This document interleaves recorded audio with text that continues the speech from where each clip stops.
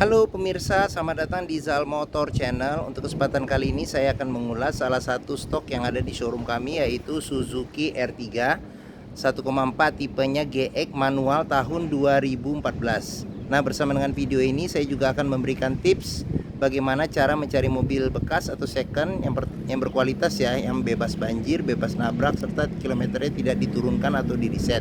Silahkan tonton video ini sampai habis, semoga bermanfaat bagi yang mencari mobil bekas ya. Nah, ada beberapa hal yang perlu kita perhatikan dalam mencari mobil bekas. Yang pertama adalah dari tongkrongan mobil. Nah, tongkrongan mobil bisa kita lihat itu adalah dari posisi berdirinya mobil. Jadi mobil yang bagus dia posisi berdirinya lurus, tidak miring ke kiri atau ke kanan. Apabila dia posisinya miring ke kiri atau ke kanan, berarti ada permasalahan di suspensi. Bisa jadi bisa jadi di pernya atau bisa jadi di shock breakernya. Nah, terus untuk bodi ada dua hal yang perlu kita perhatikan. Yang pertama itu adalah nut. Nut adalah jarak antara parts dari bodi mobil. Jadi nut kita perhatikan dia jarak dan ukurannya itu presisi, kiri dan kanan sama seperti itu. Terus habis itu juga di permukaan bodi dia memantulkan bayangan objek-objek yang ada di seputar mobil. Jadi perlu kita perhatikan juga bahwa bayangannya itu tidak bergelombang.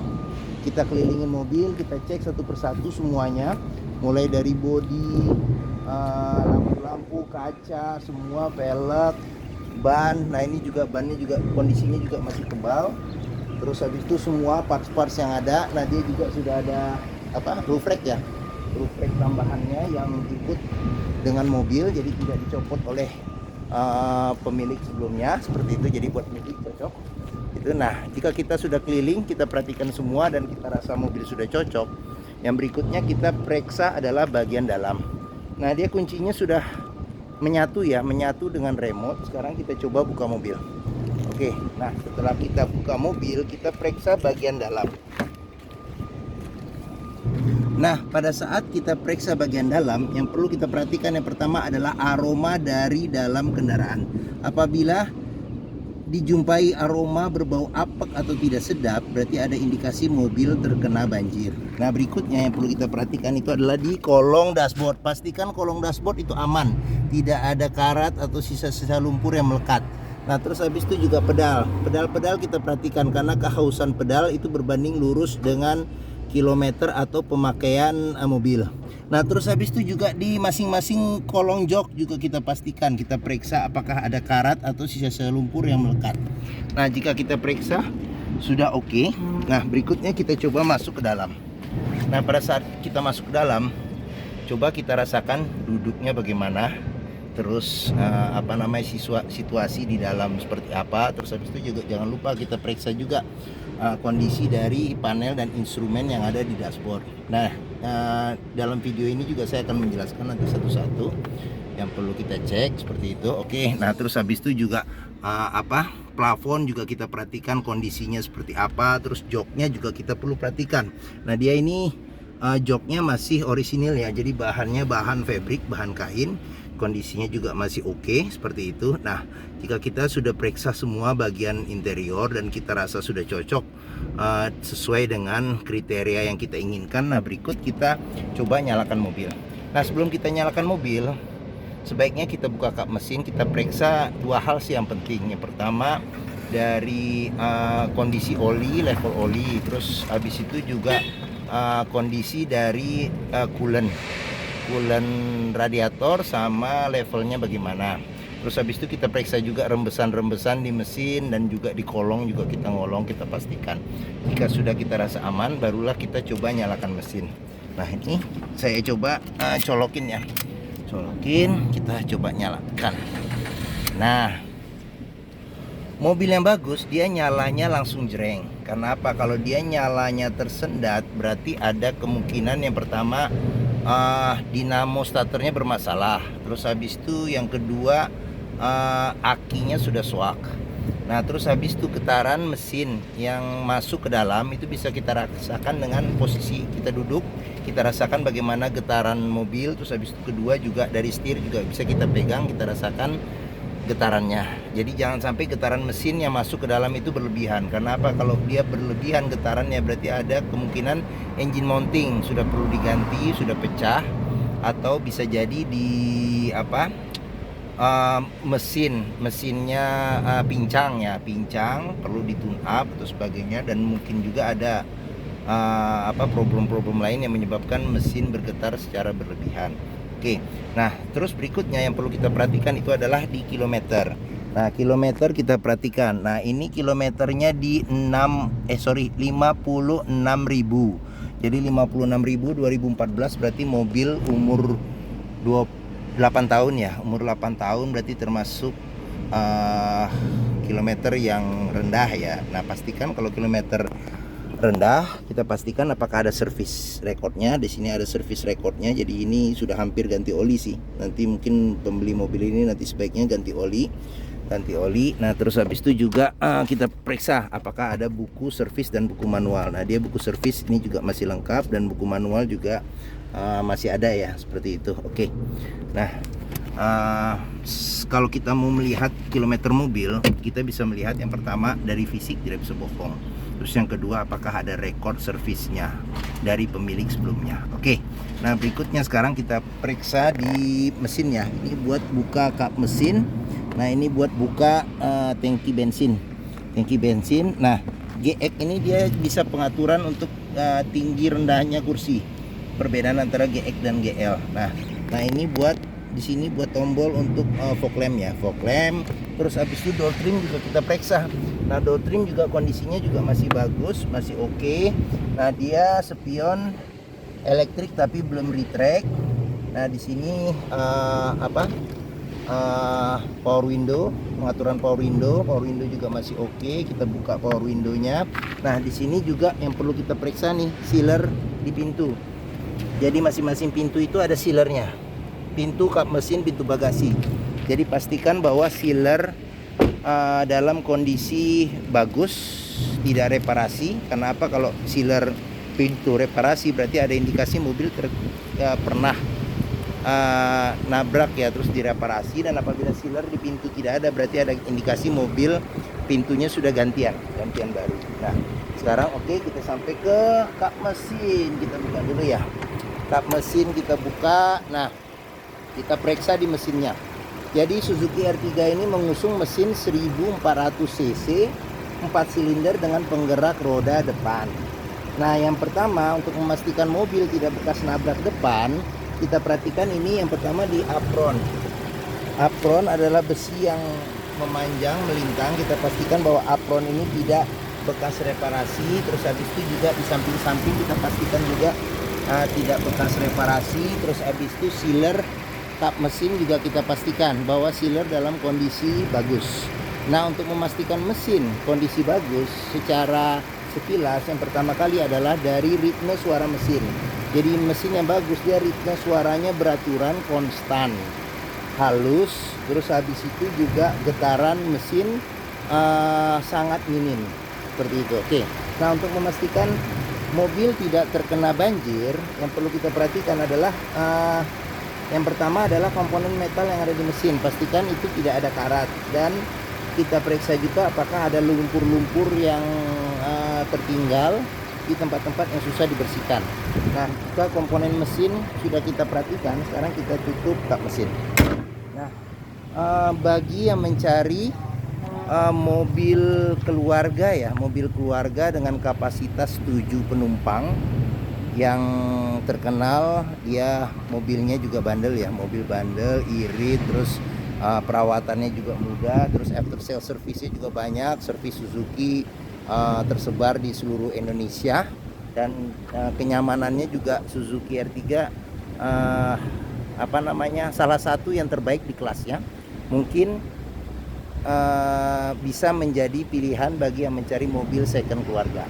Nah, sekarang berikutnya kita coba periksa di sini ya, di bagaimana duduk di baris keduanya. Nah, oke, saya sekarang masuk. Saya tingginya 174 cm. Nah, saya masih ada ruang kepala hampir sejengkal. Terus habis itu juga ruang kaki bisa mungkin sekitar 7 jari. Nah terus habis itu juga joknya juga cukup tebal, cukup nyaman. Nah di sini bangku juga bisa dilipat ke depan dengan pelipatan 40% 60%. Nah di sini juga ada senderan tangan apabila kita di tengah duduk berdua. Nah senderan tangan juga masih cukup enak. Kita berdua pun juga tidak rebutan tangan, rebutan senderan tangan. Nah seperti itu. Oke, senderan kepala ada 2. Nah di belakang bisa buat 2 orang, bisa joknya juga bisa dimajuin juga. Jadi kalau misalnya biar space kaki di belakang juga masih dapat seperti itu. Oke. Nah, di sini AC sudah double blower. Nah, kita cek ini nyala, ada 3 pengaturan. AC juga masih dingin. Seperti itu. Nah, di sini di samping pintu ada cup holder 1, di sini ada kantong penyimpanan terbuka. Gitu. Oke. Nah, di sini ada kantong di jok bagian belakang seperti itu. Oke. Nah, terus sudah kita lihat di sini. Di sini, nah ini ada cup holder, kantong penyimpanan. Nah, door trim kondisi masih oke. Nah, ini bahannya senada dengan dengan jok, kondisinya juga masih bagus. Ini child lock juga ada. Nah, sealer di pintu juga kita periksa masih aman atau tidak seperti itu. Oke. Nah, berikutnya kita mundur ke belakang. Mundur ke belakang, kita coba lihat bagasi. Nah, ini ada handle buat buka bagasi ya. Praktis, bisa dibuka langsung. Oke. Nah, untuk memastikan mobil tidak bekas nabrak belakang, kita pastikan sealer ada di pintu aman atau tidak, pintu bagasi. Nah, seperti itu. Oke. Nah, jok di sini dia bisa dilipat, dia full ya, harus sekaligus kiri dan kanan, dan bisa dilipat rata dengan dia posisi rata ya, seperti lantai. Seperti itu. Oke. Nah, apabila tidak dilipat masih ada space bagasi yang lumayan oke. Untuk 2 tas ya, 2 tas medium mungkin masih bisa. Seperti itu. Nah, di sini di bawah ada buat tempat nyimpan juga, nyimpan barang-barang yang kecil, seperti itu. Oke. Nah, ini buat apabila kita mau menurunkan ban cadangan. Ban cadangan ada di bawah. Di sini ban cadangan ada di bawah, seperti itu. Oke. Nah, sekarang kita lanjut ke sini, samping sini ini buat tangki bensin. Nah, terus pintu kita cek juga. Pintu, nah door trim kondisi masih aman, masih oke, masih bagus. Sealer di pintu juga masih aman, masih bagus. Seperti itu. Nah, ini child lock ya, child lock juga ada. Nah, ini tampilan dari sisi sebelah kiri belakang. Nah, ini tampilan dashboard secara keseluruhan. Nah, oke. Sekarang kita pindah ke bagian depan. Nah, bagian depan door trim juga masih oke, masih bagus. Door trim masih bagus, sealer di pintu juga masih aman, masih bagus. Oke. Nah, ini tampilan dari sisi sebelah kiri depan. Oke. Nah, sekarang kita coba masuk ke dalam. Kita periksa. Pada saat kita masuk ke dalam, lagi kita coba periksa. Nah, setir kondisi juga kita periksa masih oke atau tidak. Nah, kulit jeruknya masih oke. Karena apa? Karena kalau kulit jeruknya sudah menipis ya, mulai licin, berarti dia kondisi setirnya berbanding lurus dengan pemakaian juga, karena sering dipegang, makin lama makin makin licin. Kondisi juga masih oke. Nah, di sini perbedaan GX ya. Ini GX dia ada pengaturan buat audio. Nah, terus di sini pengaturan buat lampu dan sen. Nah, di sini buat pengaturan wiper. Itu oke. Nah, bedain lagi juga di sini GX dia ada suhu luar, berapa derajat suhu luar indikatornya. Itu. Nah, AC juga kita periksa, AC juga masih oke. Ini lampu hazard, ini orisinilnya dia menyatu ya, senada dengan dashboard. Bisa MP3 tapi belum ada layar ya, seperti itu. MP3, radio, CD bisa. Nah, di sini untuk pengaturan AC, ini ada suhu AC, ini kecepatan AC, ini untuk arah semburan angin AC. Sini ada ventilasi luar dalam. Nah, di sini ada buat power outlet. Nah, power outlet di sini ada colokan USB. Nah, ini ada penyimpanan terbuka. Di sini bisa cup holder atau buat naruh koin juga bisa. Nah, ini manual ya, manual 5 percepatan plus mundur. Ini rem tangan. Nah, ini kita juga bisa ngelihat nih, kalau mobil yang bekas banjir ini